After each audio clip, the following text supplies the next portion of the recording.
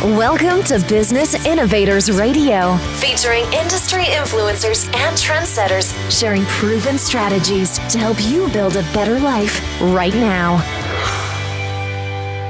Hello, everybody, and welcome back to another episode of Business Innovators Radio, Oregon Innovators Series. Today we have a very special guest, Dewey Weddington. Dewey is the Director of Sales and Spirits for Rogue Ales and Spirits. Dewey, welcome to the show. Thanks for having me here. Yeah, very, very excited to have you on here. I know, big fan of Rogue myself, so I must say I do use your guys' product quite a bit, which is quite tasty. So very excited to have you on here and learn a little bit more about your background and provide some education here to our listeners about the Oregon Innovator Series. But Dewey, can you jump in a little bit and tell me a little bit about your position, about Rogue Ales, a little bit about your history? Sure, yeah. I'm actually the Director of Spirits at Rogue, which has my focus solely on the gin and whiskey side of the business. We've been distilling now for just about 15 years, and we're kind of coming of age. So I'm spending my time working with our distiller, our sales team and marketing team to grow our business domestically, and then also working with our export team to start taking especially our whiskeys overseas. I really kind of come out of the Oregon beverage world. I've worked with the Sake Brewery in Forest Grove for about 8 years. I've done some work with a variety of our wineries, both small and large. I helped get a couple of breweries in the Northwest up and running. So I kind of cover a wide range of all those liquid assets and I'm glad to hear that you're enjoying Rogue products. We just got to make sure we get some whiskey in your hands. I know in Oregon has no shortage of liquid assets, to say the least. None at all. I love it. So you mentioned a couple things right there. I'd be able to dive a little bit deeper on. So first off is the spirit side of Rogue itself. Can you maybe give a little bit of history of that? Why did Rogue even jump into that side of things? Well, back, now it's been 15 years, so about 16 years or so ago, we've got a team of brewers and people that are building one of the greatest craft beer brands in the country, one of the strongest today.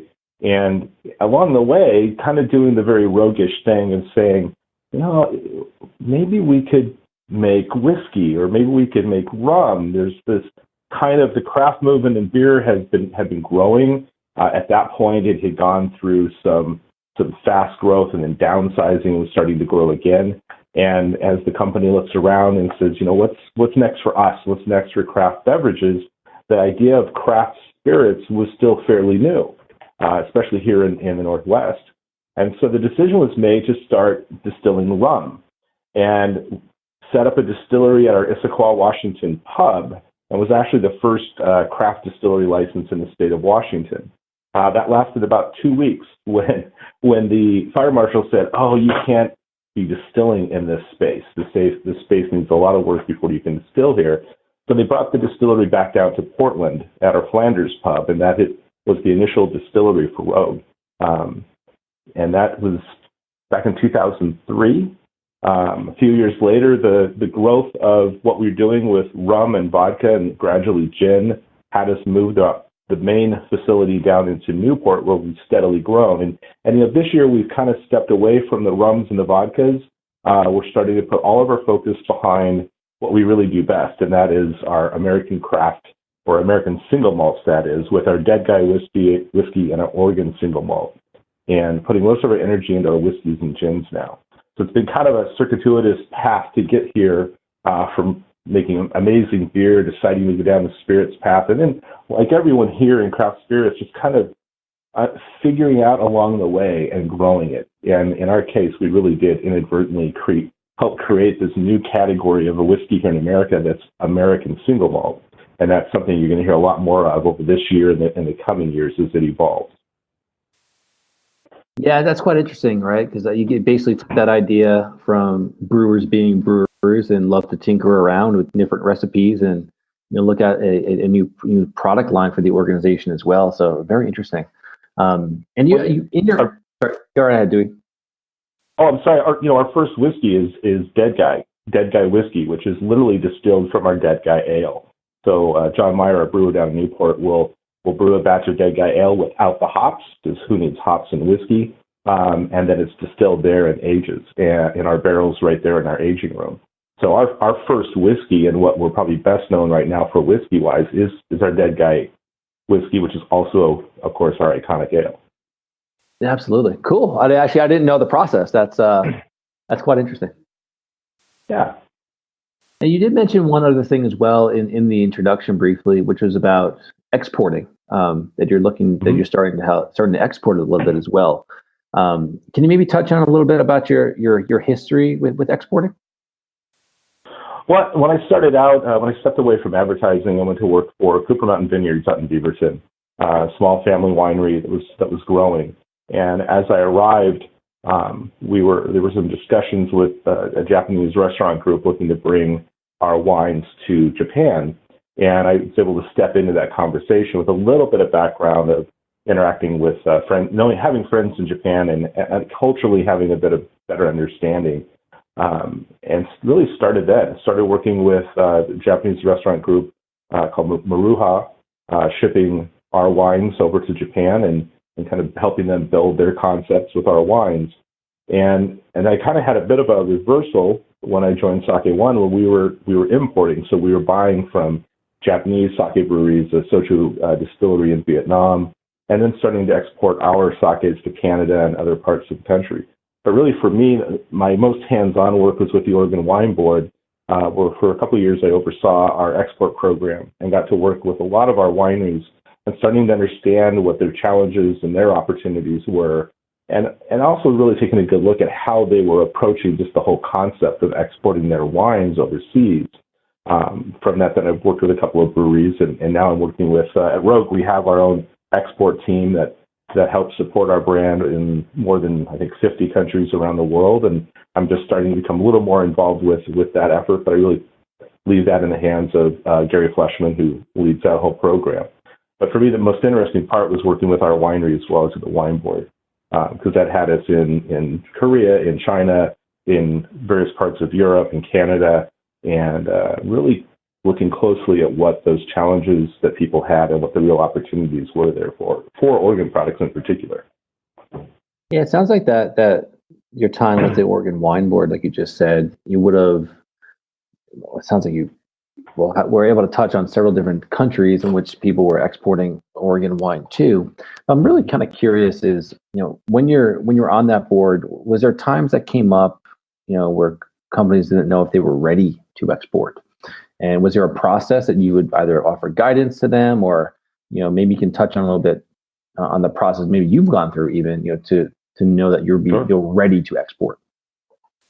Yeah, ultimately for me, I try to make it really, really simple. I did some consulting with some wineries as well as the breweries the past few years on it, and that's understanding if you're ready to export is a bigger kind of philosophical question for your business and your brand.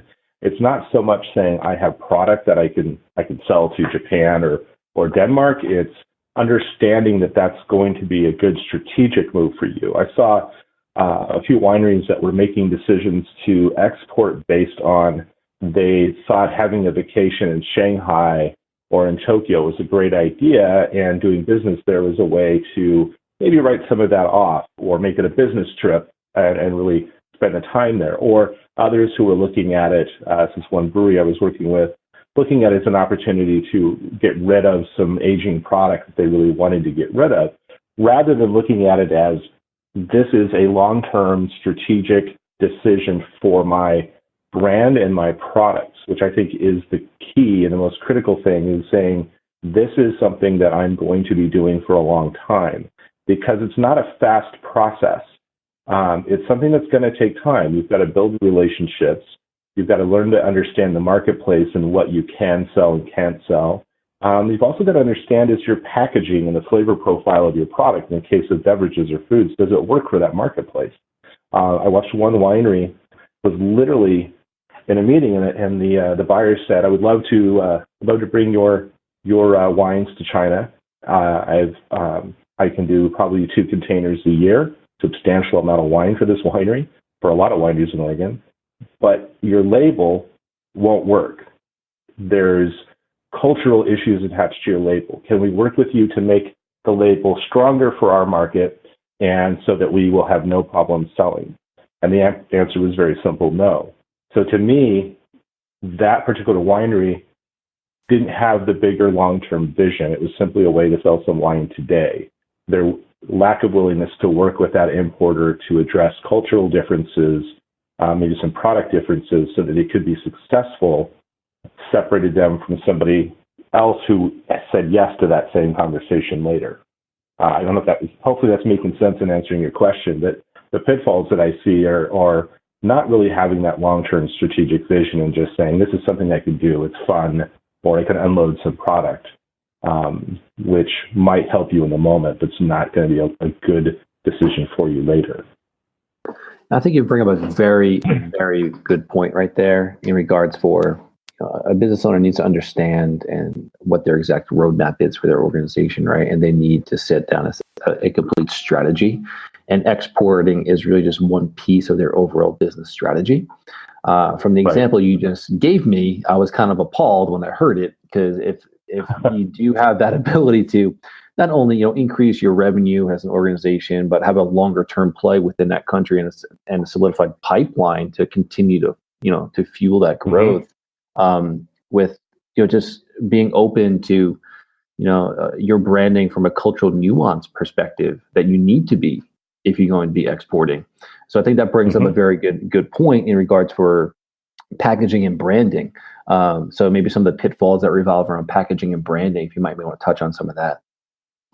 Well, in that particular case, without being specific with names and brands and such, in that particular case, the name for them culturally didn't reflect the product. It was maybe a bit juvenile for their audience and the price point. They felt that maybe it was a bit insulting culturally.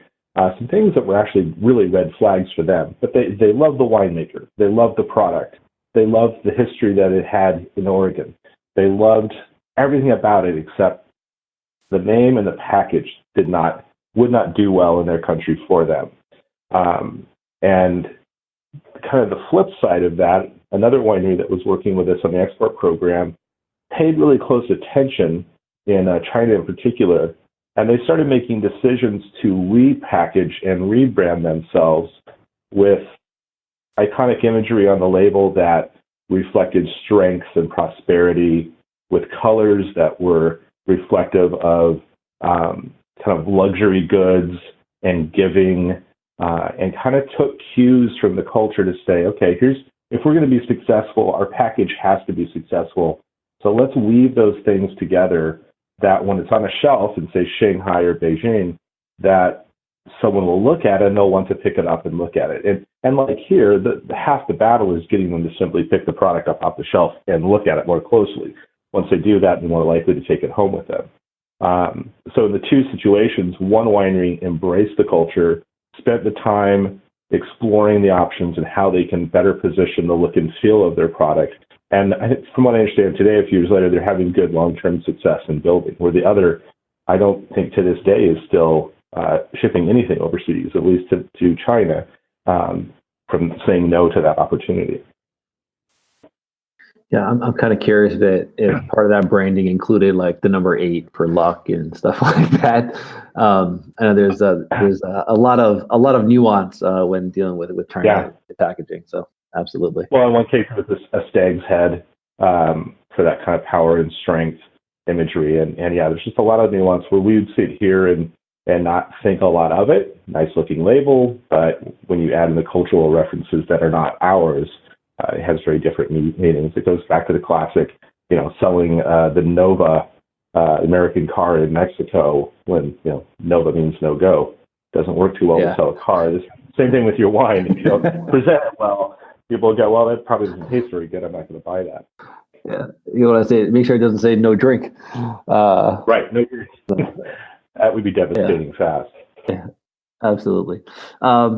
So I'm kind of curious. Obviously, we're talking about exporting, and one of the hurdles people have is how do I connect with international buyers? I'm kind of curious if your experience, whether on the Oregon Wine Board or with Business Oregon, if you have maybe some resources even on how people can connect with international buyers, even domestically here in the U.S., or some insights on that. Sure. Yeah.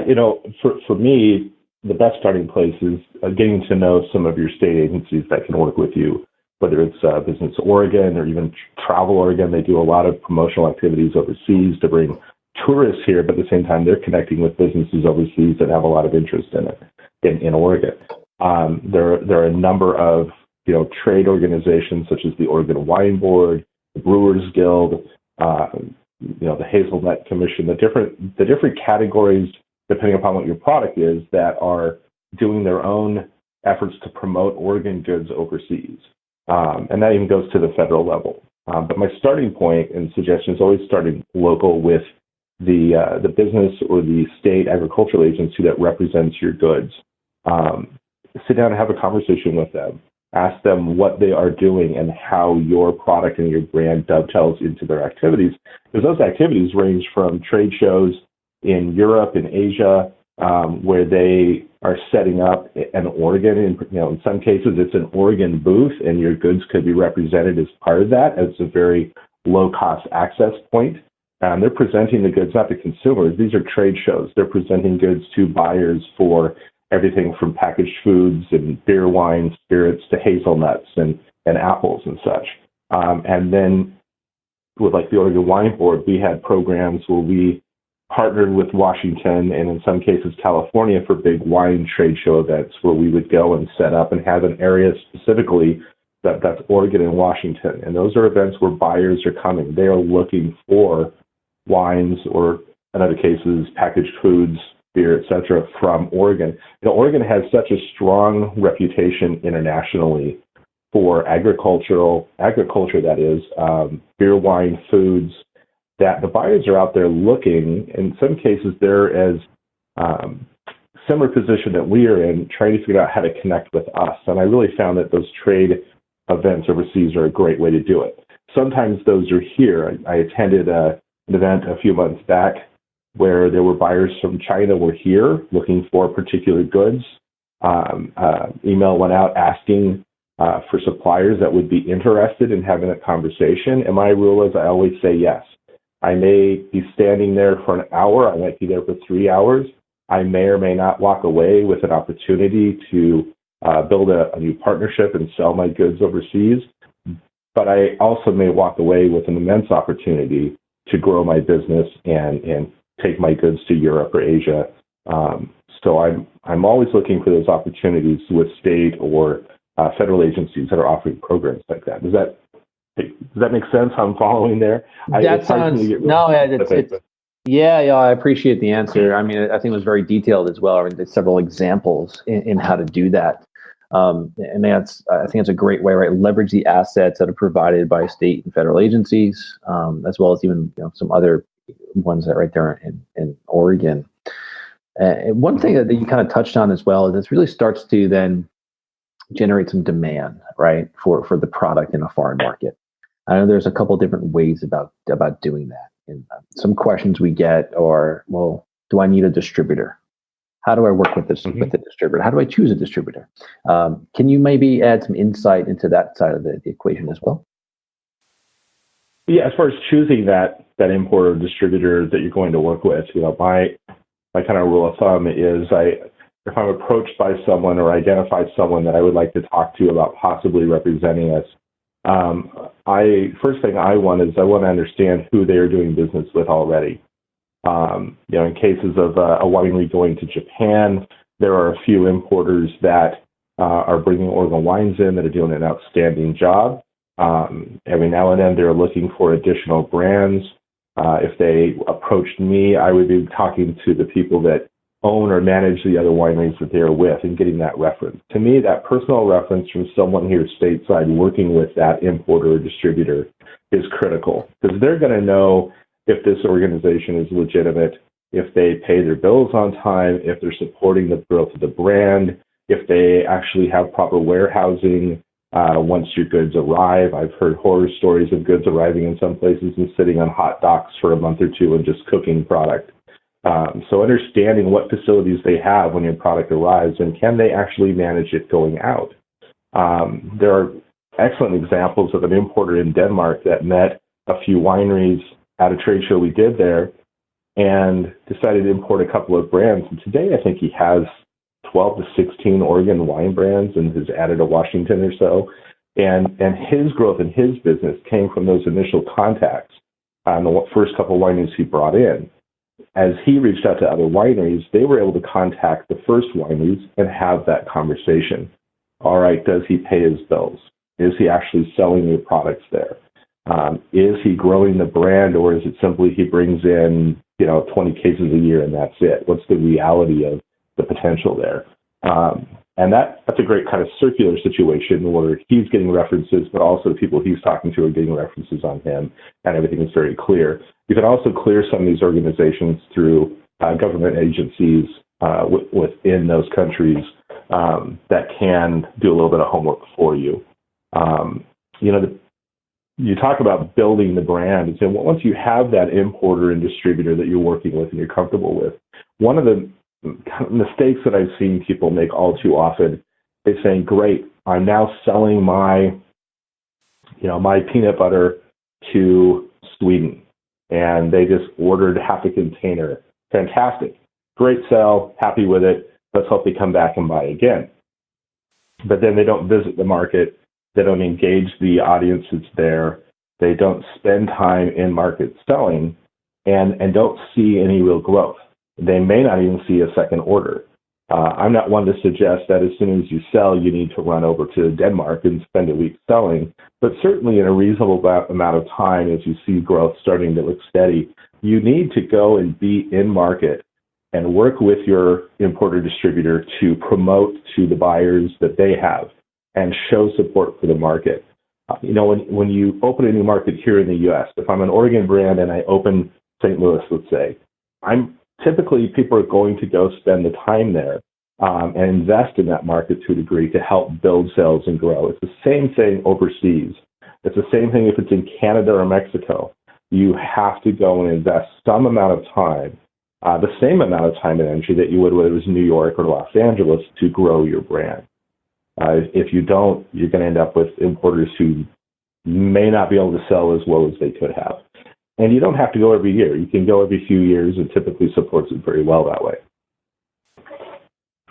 Yeah, I mean, that's a really good point, right? Because if you flip that around, right, if you're an importer, right, you just brought on a new client, right, you're selling their product, and you never hear from them.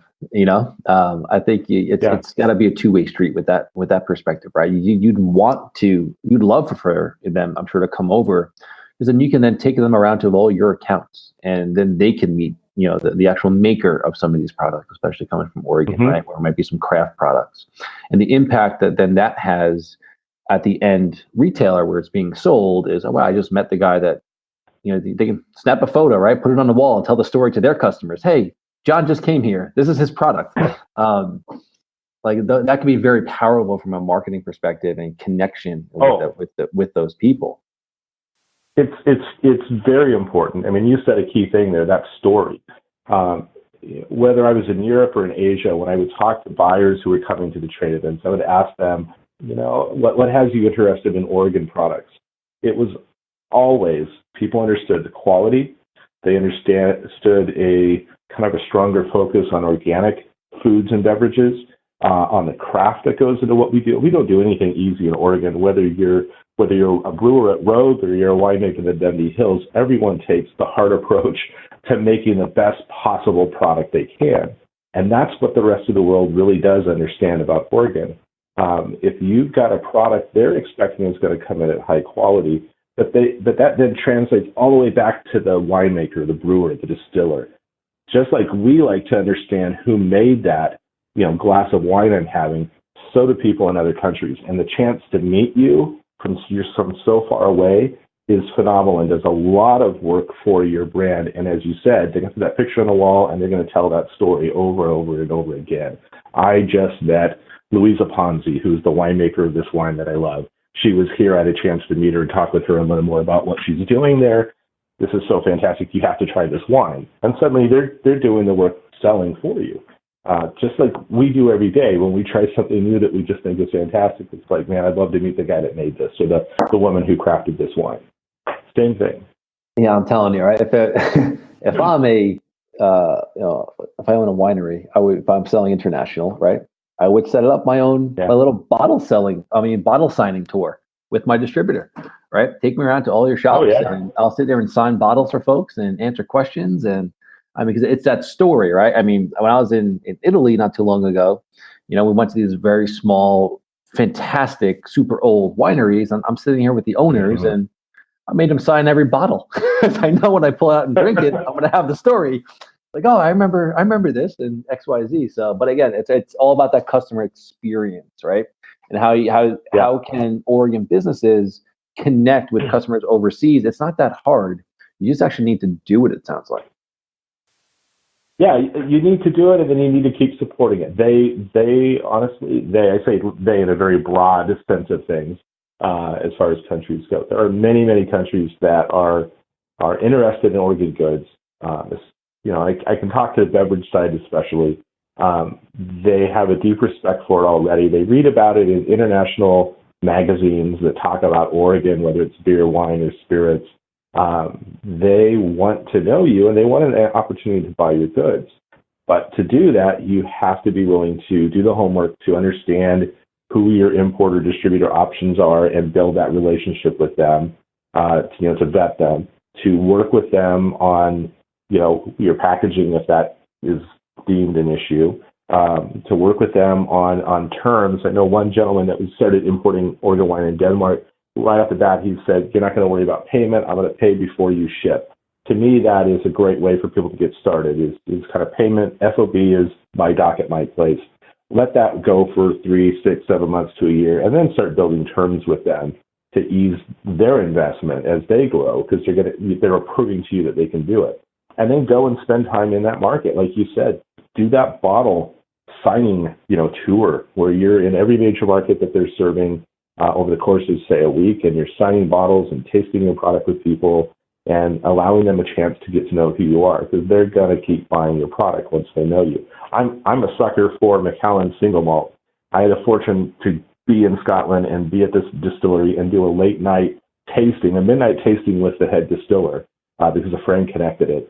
I'm kind of always going to buy Macallan if I reach to the shelf and don't know what I want, because I have a personal connection with that brand and the people there. We do that by going to visit them in very much the same way. Yeah, it's all about that emotional connection, right? Especially if you're standing in the aisle and you're torn between two different brands, right? Well, that emotional connection is going to always tip the scales every time. Absolutely. Well, great. Thank you for the definitely insight in several several instances here. Couple things. Obviously, Rogue has been a major part in the Oregon market. I mean, you guys are everywhere across the U.S. and you guys have a lot of international stuff here now. I know you guys do some stuff, around even in the community as well. And I'm not sure if you can maybe share some of the programs that you guys either support or work with.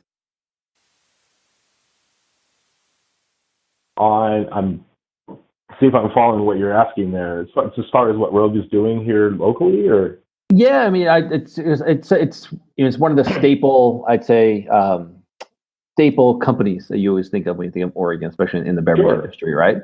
As you said, right, you guys have basically helped build out this entire, single, I'd say, craft distilling market, even, with going that route. Yeah. So I'm kind of curious. I mean, do you have any type of support stuff that you do for locally, whether that's for brewers, for distillers, or community service, or in that regards? Yeah. Yeah. Well, we, like with anyone in the beverage, beverage business, we have a sales team that is out in the marketplace. We have salespeople all over the country now. We're very fortunate in that case that are supporting our distributors by not only training them and keeping them up to date on what we're doing, but doing tastings for restaurants and retailers, going in and helping put our product in front of people. And for a brand that has been, this will be our 30th anniversary this year for Rogue. We're kind of one of the older guys out there. We've been around a long time, And it's as important today as it was 30 years ago to have that one-on-one conversation with beer and spirits imbibers, people who are willing to step up and give it a try. And maybe even a little more so because we are one of the more established breweries out there. But as we kind of have a new team of people the last few years that are running the brewery and the distillery and the whole operation. A lot of changes have occurred. Actually, I'd just say this is probably the best time in the last few years to step back into a Rogue pub and try the beers again, try our whiskeys and gins again, and re-explore them. We're trying to be out everywhere we can to help people do that. But that's, it's 50 states, 50 countries. It's hard to be everywhere. But we're always, we have, we're big supporters of, we've got the sales literature to help educate people, all the printed stuff, but we're also very active in social media and making sure that we're connecting with people in the one channel where we can really control the message, but also have a dialogue with people, whether it's on Instagram or Facebook or Twitter. Those are, especially on the export side, that's a great way to reach your audience. You can do it from here and they're everywhere. And I'm amazed at how many people come back to us and share photos of themselves at the lake or share their dead guy tattoo that they had put on their arm or their back. I'm always amazed at that.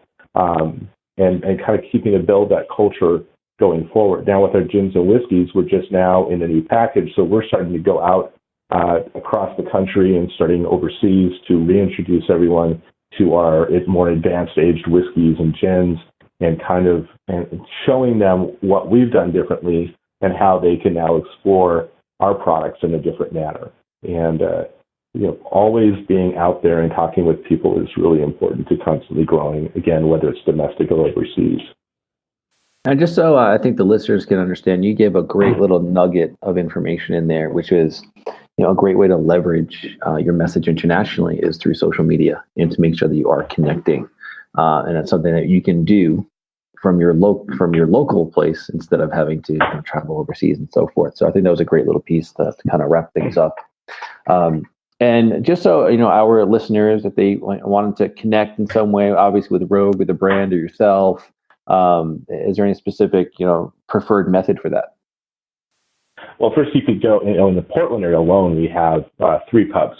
So you can, I'd recommend go to the East Side Pub. It used to be Green Dragon. That was one of our first remodels with our new food menu, a new spirits menu, and we're going to be, the information went out yesterday. We're starting to remodel Flanders. So it is a good time simply to, first of all, engage by coming to the pubs. But you can reach me at Rogue at the office here in Portland most of the time, doing a lot of traveling soon. But Rogue's pretty easy to get a hold of people, depending on what you're looking for. Will guide you to the right resource for that. For me, it's through my email, just dewew@rogue.com, and I'm watching that far more often than I probably should. So I'm pretty quick to respond as it reaches out. I love it.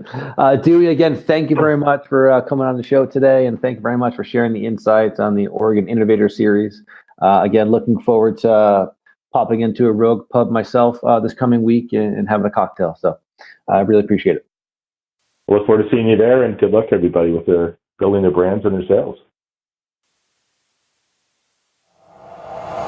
Thanks for listening to Business Innovators Radio. To hear all episodes featuring leading industry influencers and trendsetters, visit us online at businessinnovatorsradio.com today.